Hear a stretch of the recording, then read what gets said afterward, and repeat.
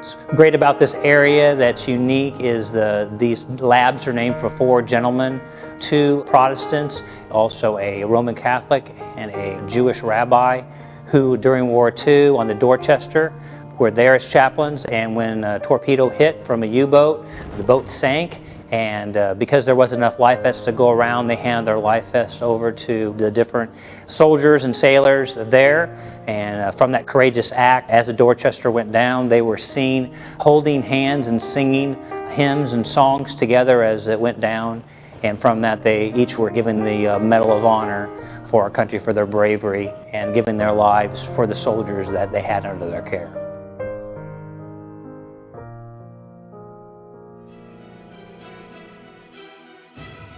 We have over 300 military chaplains and civilian chaplains that make up what's known as the PRCC. These chaplains are serving in the military on active duty, the Guard and Reserves.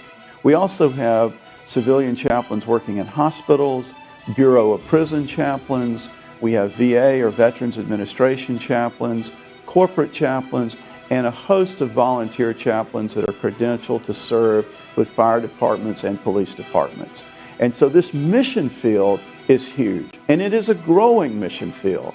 And for me personally, I am very, very excited about what Christ is doing in this new harvest field that continues to grow and mature. The biggest thing that I try to do day to day is just show up and just be present. The training sergeant has actually given me a desk at this facility, and he said, hey, I think this would be a great opportunity for you. If we put you in the training unit, all the officers have to come through. It'd be a great place for you to build relationships with officers. Laying the groundwork beforehand, those prayer breakfasts, those ride-alongs, he's here to provide a service. So it's not out of the norm when we do need to call Kurt in for assistance. He's there to provide the support for the officers. The Lord is very much gathering the people to himself, even those men in prison. And some of those men will not get out, but most of the men who are believers in Jesus Christ will be at some point among us, in our churches, in our communities, serving, leading, and that the work and preparation of that ministry starts inside the prison and in the chaplaincy ministry.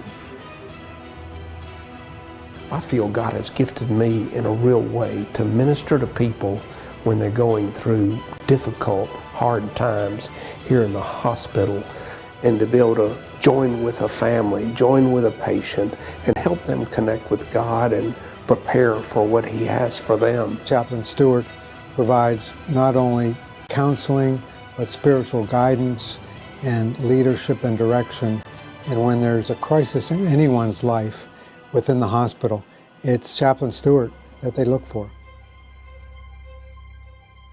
So when people say, thank you for your service, I would really want them to know that that service takes the Army chaplain into the cubicle, into the Humvee, into the tank, onto the airfield, in the desert, in the jungle, wherever we happen to find ourselves, shoulder to shoulder with soldiers.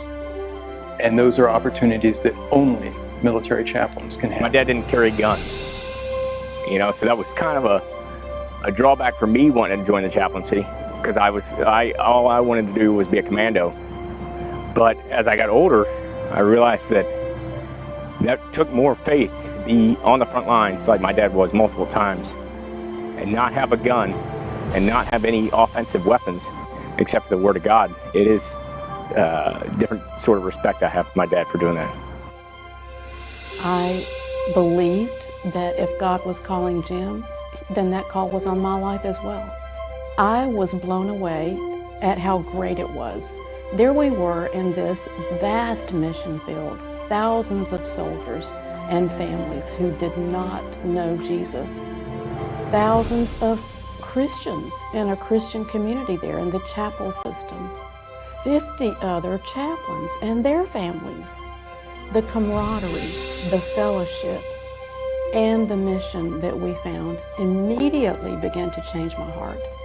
And I began to love the military and, the people and what it is they do. And I knew that they deserved people like Jim, to be with them, and to lead them to the Lord.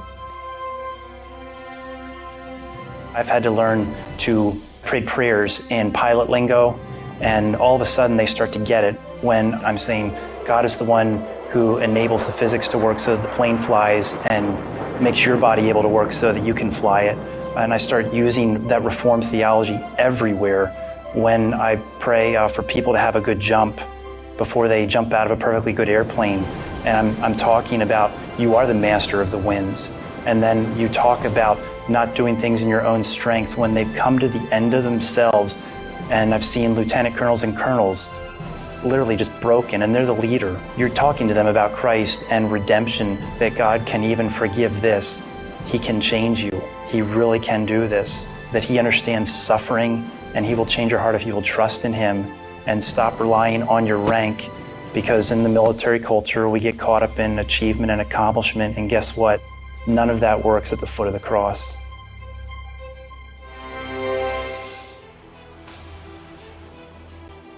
They're men of character, they're men of commitment, but they're also men of courage. And their courage allows them to stand boldly serving Christ in very challenging and difficult locations. Your prayer support empowers them to live out their calling.